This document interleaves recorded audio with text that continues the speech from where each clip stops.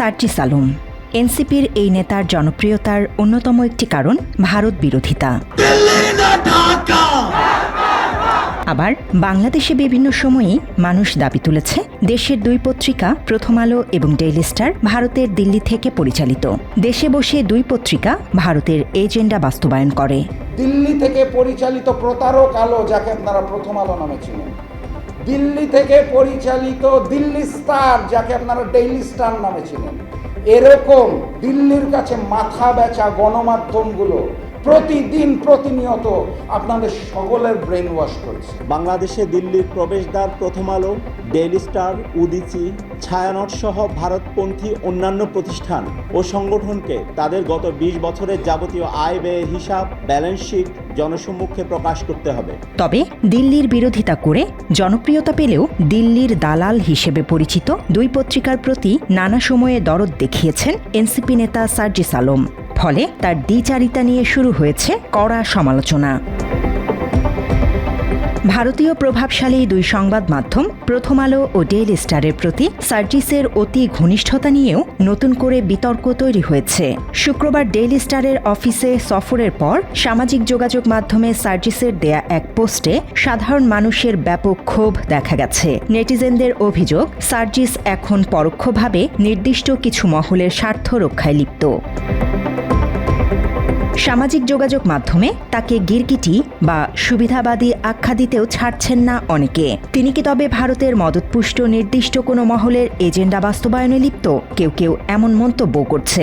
সার্জিসের পোস্টে শাহ আলম নামের একজন ফেসবুক ব্যবহারকারী মন্তব্য করেছেন, এত পিরিতি ভালো না। সালমান নামের আরেকজন সার্জিসকে ইঙ্গিত করে লিখেছেন, দিল্লির সুবিধা নিচ্ছেন তাহলে। এছাড়া পোস্টের মন্তব্যের ঘরে বেশিরভাগ ব্যবহারকারী সমালোচনা করেছে সার্জিসের।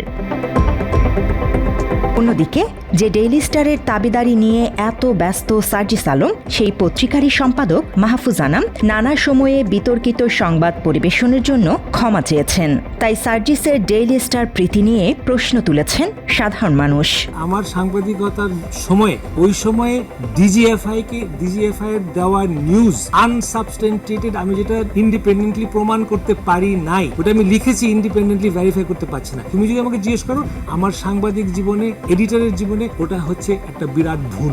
সার্জিসের এমন রহস্যময় অবস্থান নিয়ে প্রবাসী সাংবাদিক ও অনলাইন অ্যাক্টিভিস্ট ইলিয়াস হোসাইন সামাজিক যোগাযোগ মাধ্যম ফেসবুকে একটি পোস্ট দিয়েছেন। পোস্টে তিনি লেখেন, বিপ্লবের রক্ত শুকানোর আগেই সার্জিস আলমরা এখন বিলাসবহুল জীবন আর কোটি টাকার নেশায় মত্ত। জুলাই যোদ্ধার তকমা ব্যবহার করে তারা এখন ব্যবসায়ী ও রাজনীতিবিদদের ব্ল্যাকমেইল করছেন। তাদের এই কর্মকাণ্ড শুধু আন্দোলনের সাথেই বেইমানি নয়, বরং ভারতের আধিপত্যবাদের পথকেই প্রশস্ত করছে। পোস্টে সাংবাদিক ইলিয়াস হোসাইন আরও দাবি করেন, দেশের একটি প্রভাবশালী কর্পোরেট প্রতিষ্ঠান কনফিডেন্স গ্রুপ থেকে জুলাইয়ের নাম ভাঙিয়ে সার্জিস আলম প্রায় ২০ কোটি টাকা হাতিয়ে নিয়েছেন।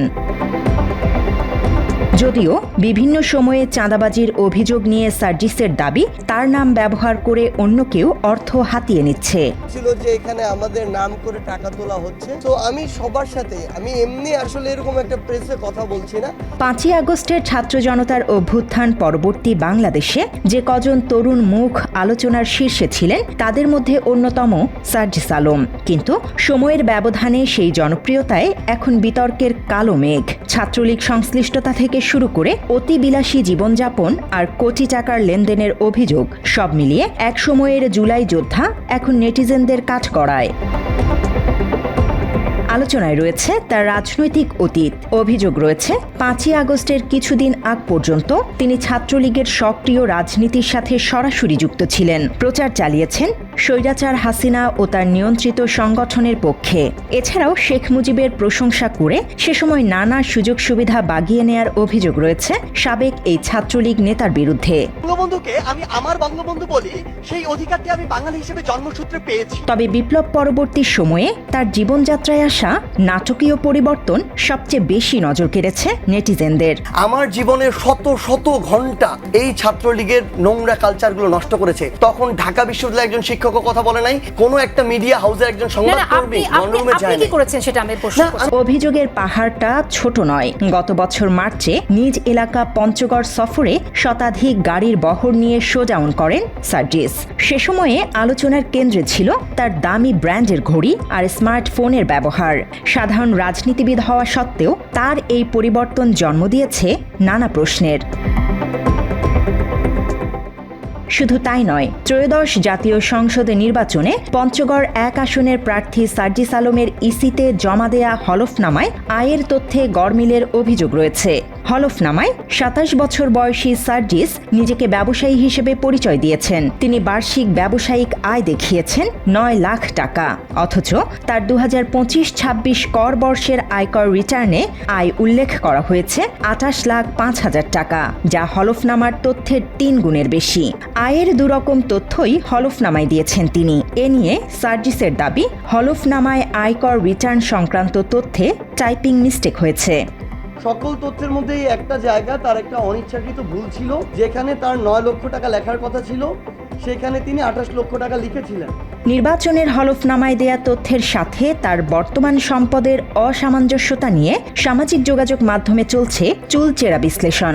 তা নিয়েও কথা বলেছেন সার্জিস। কিছু সোশ্যাল মিডিয়া প্রোপাগান্ডা করছে, যার যেন এখানে অনেকগুলো উদ্দেশ্য রয়েছে। অর্থনৈতিক এই বিতর্কের মাঝেই সার্জিস দাবি করেন 6 মাস আগেও তার কাছে ছিল না চলার মতো পর্যাপ্ত টাকা।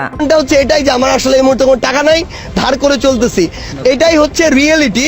আমার পকেটে মানিব্যাগও নাই। এসব নিয়ে প্রশ্ন তুলেছে সাধারণ মানুষ। এই অবস্থায় সার্জিস দাবি করেন পরিবারের পূর্বপুরুষরা অগাধ সম্পত্তি রেখে গেছেন তার জন্য। স্থানীয়রা এই বিষয়টির সত্যতা নিয়েও যথেষ্ট সন্দেহ প্রকাশ করেছে বিভিন্ন সময়ে। সার্জিস আলম 20 কোটি টাকার গাড়িতে কিভাবে চলে? কিসের উপদেষ্টা? আমার বাবা ওনাকে বলেছে আমার ছেলে কি করে খাবে। অভিযোগ রয়েছে ডক্টর ইউনূস সরকার দায়িত্ব নেয়ার পর থেকেই বেপরোয়া হয়ে উঠেছেন সার্জিস আলম, যা তিনি নিজেও কোনো কোনো ক্ষেত্রে স্বীকার করেছেন। আমরা যা মন চাইছে তাই করছি। পোলাপান মন চাইছে সচিবালয়ে ঢুকে গেছে, পোলাপানের মন চাইছে উপদেষ্টা যিনি একজন মন্ত্রী। এদিকে মানিকগঞ্জে নিজ দল জাতীয় নাগরিক পার্টির সভায় সাবেক সমন্বয়ক ওমর ফারুকের সঙ্গে সার্জিসের বাগবিতণ্ডা ও হাতাহাতির দৃশ্য হট টক সামাজিক যোগাযোগ মাধ্যমের। নিজ দলে তার গ্রহণযোগ্যতা নিয়েই এতে প্রশ্ন তুলেছে অনেকে। সার্জিসের বিরুদ্ধে অন্যতম গুরুতর অভিযোগটি এসেছে জুলাই শহীদ পরিবারের পক্ষ থেকে। যাদের রক্তের উপর দাঁড়িয়ে নেতৃত্বে এসেছেন তাদের পরিবারের সদস্যদের উপেক্ষা করার অভিযোগ রয়েছে তার বিরুদ্ধে। সেই সার্জিদ হাসনাতকে আমরা 100টা ফোন দিলেও তারা আমার ফোন রিসিভ করে না। নানা অভিযোগ নিয়ে বক্তব্যের জন্য সার্জিসের সাথে যোগাযোগের চেষ্টা করা হলেও পাওয়া যায়নি তাকে। বিপ্লবীদের ত্যাগ আর শহীদের রক্তের ওপর দাঁড়িয়ে পাওয়া এই অবস্থানে বসে সার্জিস আলমের বর্তমান গতিপথ এখন জনমনে বড় প্রশ্নচিহ্ন। ব্যক্তিগত বিলাসিতা, আর্থিক অনিয়ম আর রহস্যময় আঁতাতের নানা অভিযোগের জবাব চায় সবাই। আর না হলে আগামীর রাজনীতি তাকে জনবিচ্ছিন্ন করে দেয় কিনা সেটি এখন দেখার বিষয়। News desk, Bangla addition.